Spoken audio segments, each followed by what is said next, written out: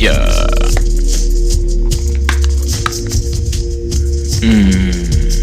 That's the Papa de Zen. Happy hump day. Happy Wednesday, my people.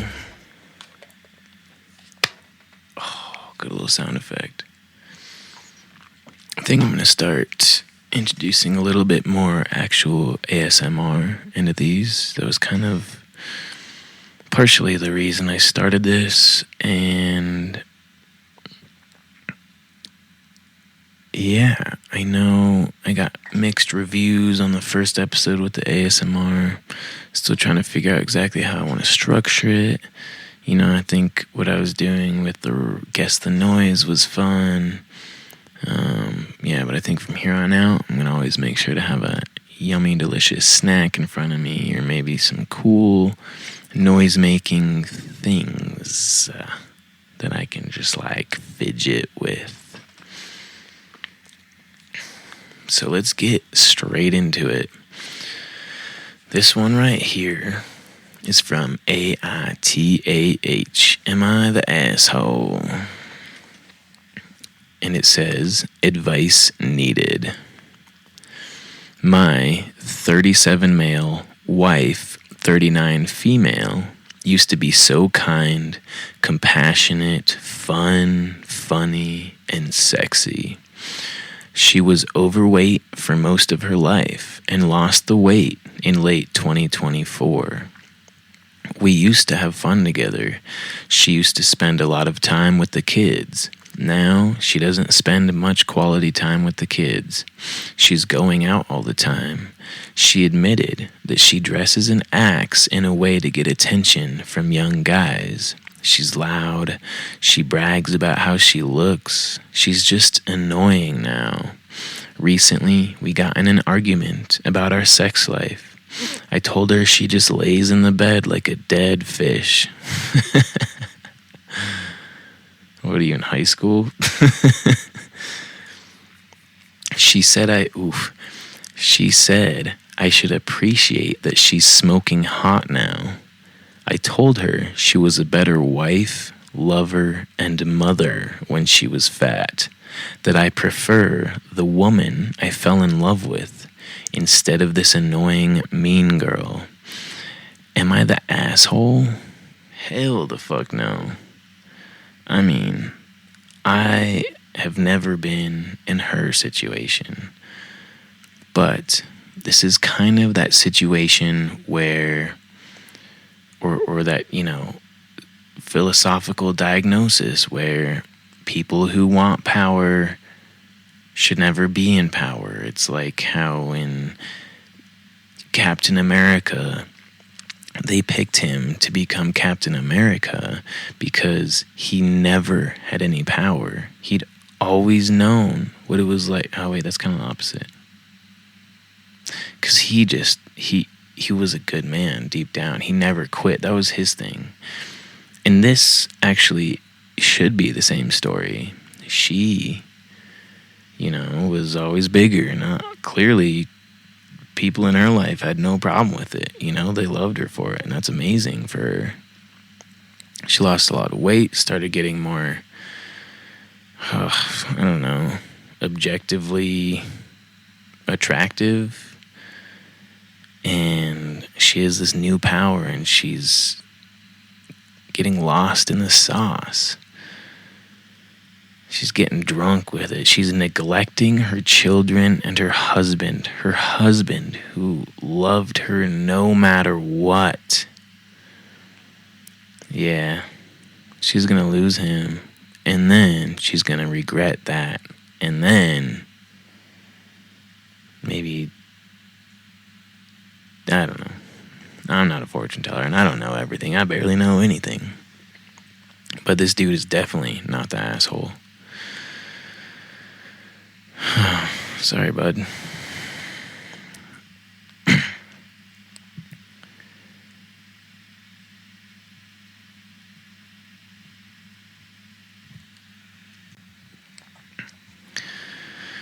All right. I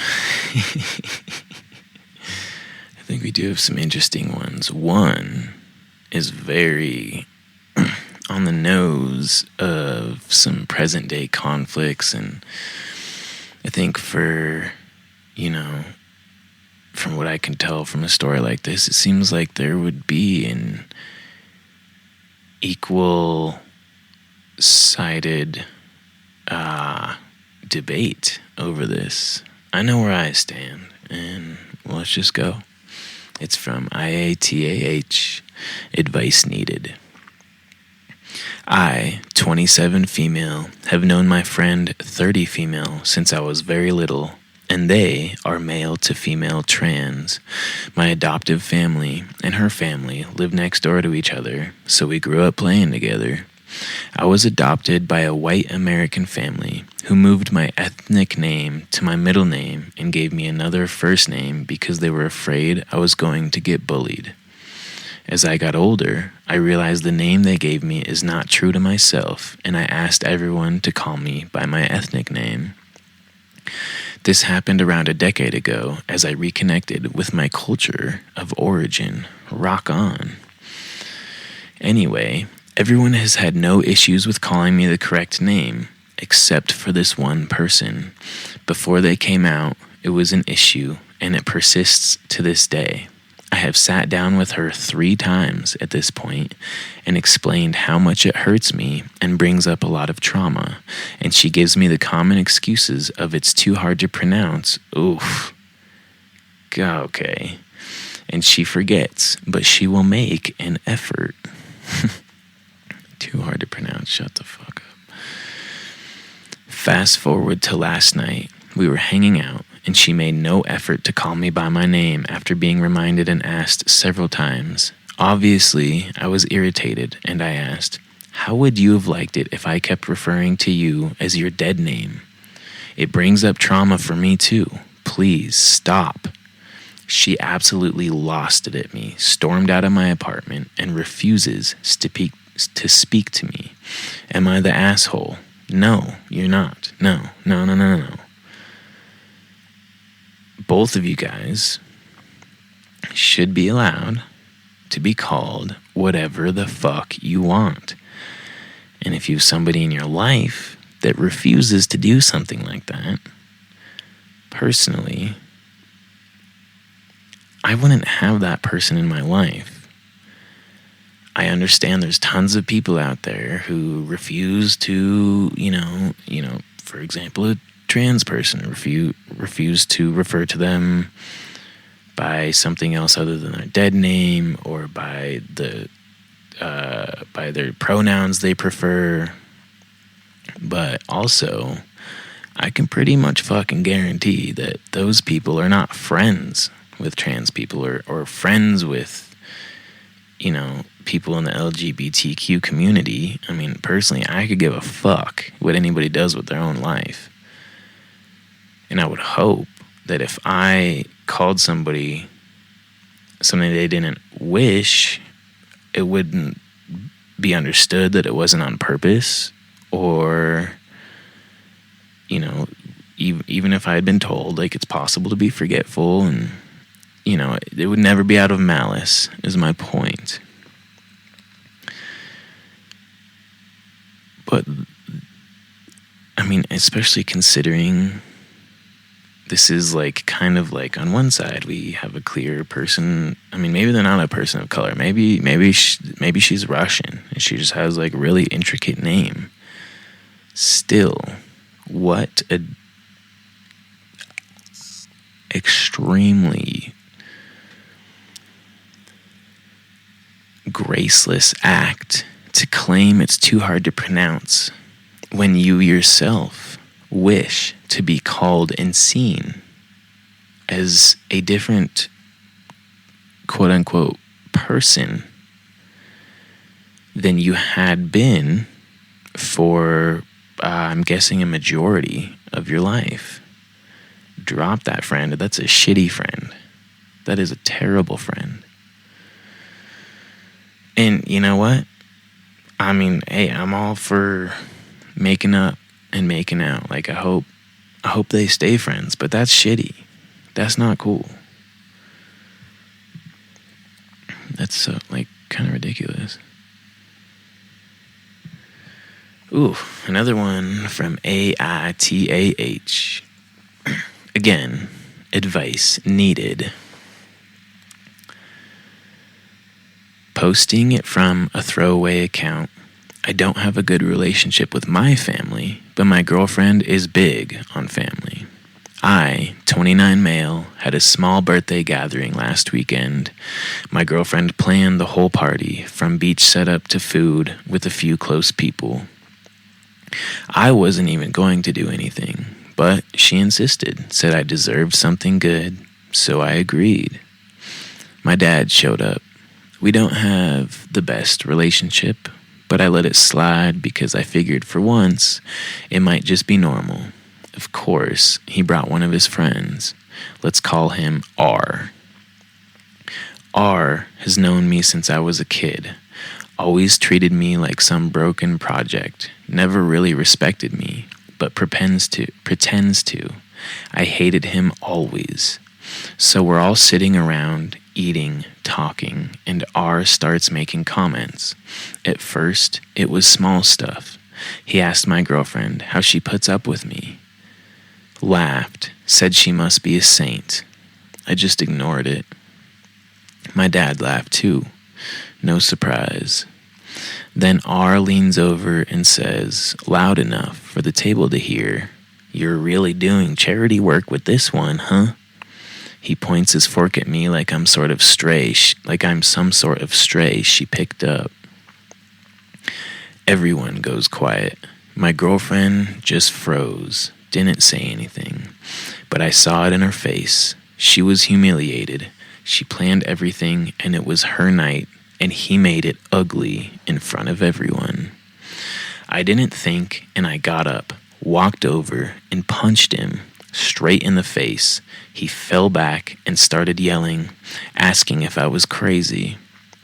My dad just sat there, didn't say a word, didn't check on him, didn't even look at me. We left right after. Now my phone's blowing up. Some family members are saying I overreacted, that I need to control my temper, that I can't just hit people because I don't like what they say. My dad hasn't said a single word to me since. My mom says I should apologize just to keep the peace. Fuck that. Fuck just to keep the peace. That is the dumbest bullshit. My words, not his. I don't regret standing up for her, but I also know how this looks. It was my birthday. I turned it into a scene, but part of me feels like if I hadn't have done something, it would have sent the wrong message. So yeah, I hit a guy for disrespecting my girlfriend, but it wasn't just any guy. It was one of the people who helped raise me to think I wasn't worth shit. Am I the asshole?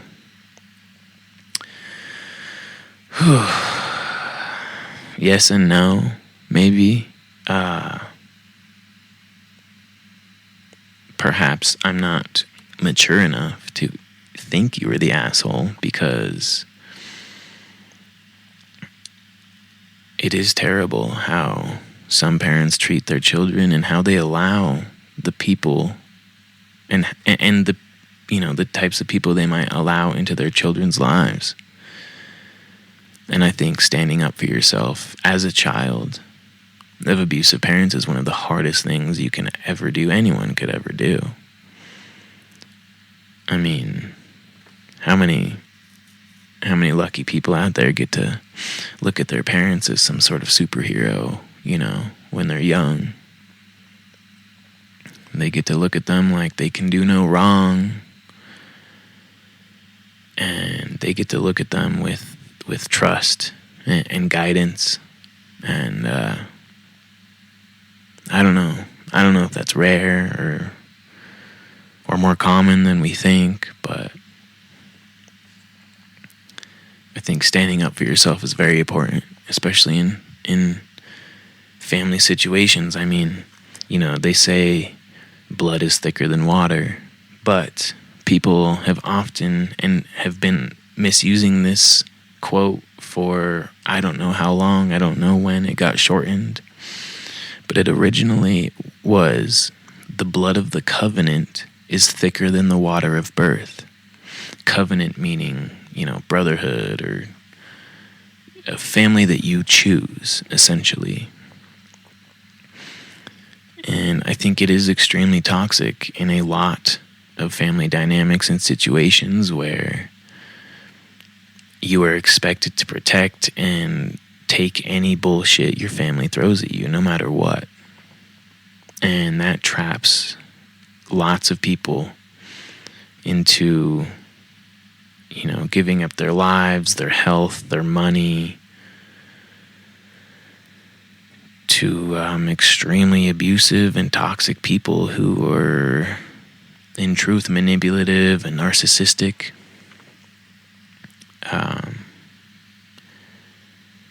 And family is hard, I think, no matter what. I think no matter who you are, especially if you have a big family, the bigger your family is, the higher the chance of dramatic interludes and separate biases and different conclusions and arguments and misunderstandings. He did give an update that says, reading through all comments, I have decided to apologize. But honestly, as I'm scrolling through the comments, most of the people are saying he's not the asshole. His father was being complicit completely, just letting this motherfucker in the house in the first place, agreeing to be friends with him, letting him run his mouth. Clearly they both made this dude feel like shit since he was a child. But I guess on the other end is it shows more strength to apologize, and hopefully in the future he can just practice a little more awareness in who he spends his time around. And I just hope that his girlfriend doesn't blame him for it or herself for it, for organizing a nice birthday celebration, because that would be a very sweet thing to do. And she clearly cares about him a lot and wanted to celebrate his life, which is very nice. And possibly a little bit selfish on her part, but that's okay, I would think. Is it selfish to feel good for doing things for your spouse? Even though he said he didn't really want to do a birthday thing, and she did, and he agreed to it,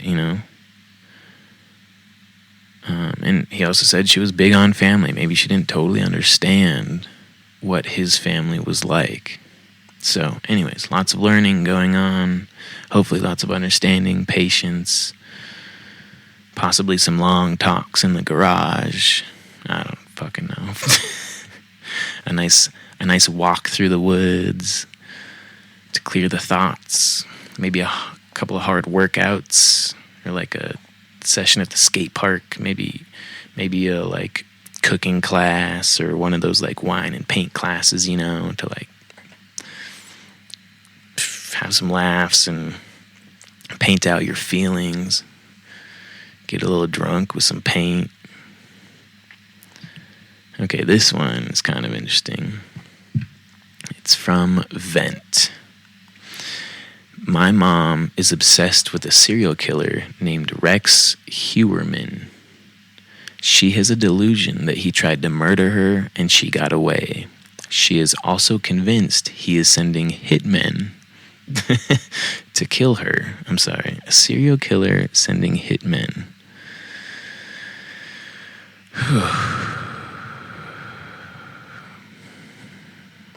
That is a ridiculous sentence. But clearly it's some sort of paranoia. I don't know. She's talking about this nonstop. Every day, it's Rex this, Rex that. And her tale of the time he tried to murder her is vague and nonsensical. She claims he was outside her apartment, cut the wire to her phone, and her friend scared her off. She is convinced that she is the one that got away, and he doing everything in his power to murder her. The other day, someone went into her driveway and was on the phone, went to the gate and said, "The gate is locked." She is an unreliable narrator. She was so paranoid that this person was a literal hitman planning to murder her. She's rewatching a documentary about him as she is unpacking furniture she bought. So the hitman drives up to the gate while on the phone, loudly talking, and says, "Oh, well, the gate is locked. Fuck it.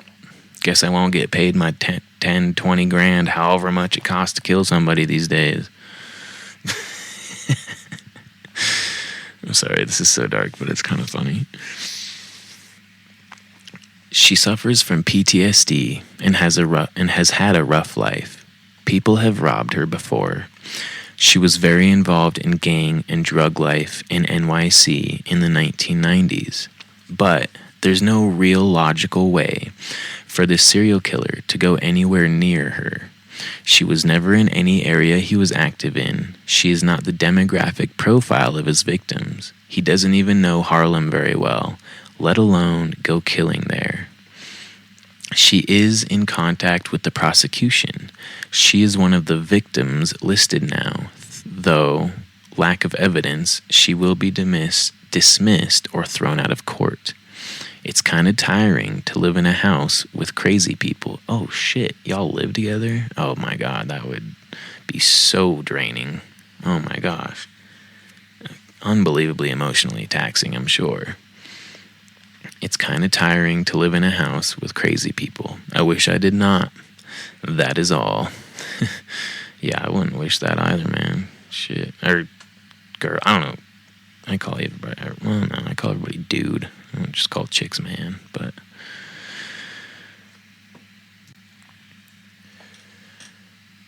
here we have another one. Uh-oh. Excuse me.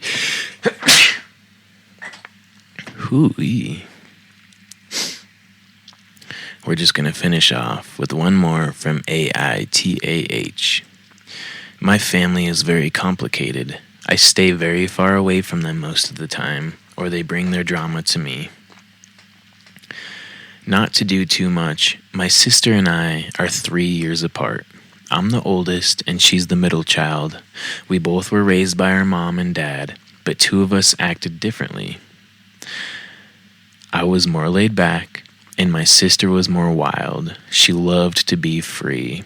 Nothing wrong with being free, but I think it got to her head, and that's when she fell into a bad state. Oh. At 15, she had her firstborn with her boyfriend. Oh my god. That's being free? Yeah, right. Talk about never being free again. Our parents were mad. I bet. No one knew she had a boyfriend. Her boyfriend, Danny, was 19 at the time. Ugh. Anyways, my sister was scared, and of course anyone would be. The way I seen my parents acted was weird. They weren't speaking to my sister. They would say hateful stuff to her. My dad told her that she was ruining his life. Weird, because her boyfriend would tell her this all the time. Jeez, what? I mean, if he's a 19-year-old with a 15-year-old, it makes sense that he would be a dumb fuck. Whew. What a window you give to the rest of the world, Reddit. My dad wanted her out the house, but my mom wasn't going for that. Again, my sister had another baby at 17. Oh. Damn, girl. She must be in, like, Mississippi or something. I don't know. Somewhere where they, like, don't provide birth control, or some crazy backwards fucking state that's, like, just 70 years behind the times. Or sex education. Usually that's a big sign that there's extremely poor sex education, or like, yeah, you know, like when the sex education is teaching abstinence, you know, more teens get pregnant. I wonder the fuck why, because they don't know what a condom is, because you didn't put them in a class and be like, yo, this is what this does. It prevents STDs and pregnancies, you know. Sounds simple, but they might not even be in the United States. I don't know. Whew. This was the turning point for my parents. My sister was kicked out, and she began to live with her boyfriend. I wonder if it's the same dude. By that time, I was in college, still hearing this go on. My sister and I don't talk much. We just have a busy life. But this time, she called me. I guess because she's having issues with her boyfriend. They're very toxic from what I hear. Yeah, me too. It's also what I hear. But my sister called me to tell me her drama. I told her on many occasions that I didn't want to know about anything her and Danny had going on. But they have another baby on the way. Holy shit.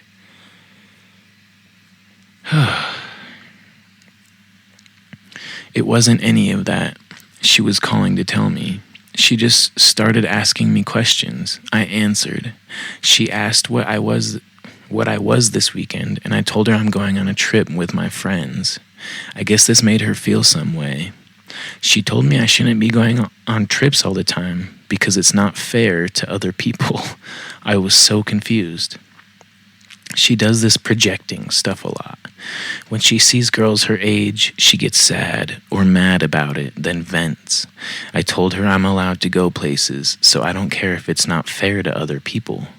That's when she told me I'm ruining her life. It was like she was talking in third person because I didn't get it. What? Oh, this poor girl. Oh my, I just feel bad for her. I told her she ruined her own life, so stop calling me to project. I get blamed too much, but when I defend myself, I'm the bad guy and I need to have more empathy. I mean, clearly, it's not your fault. Well, I don't know, as a big sister, only 3 years her senior.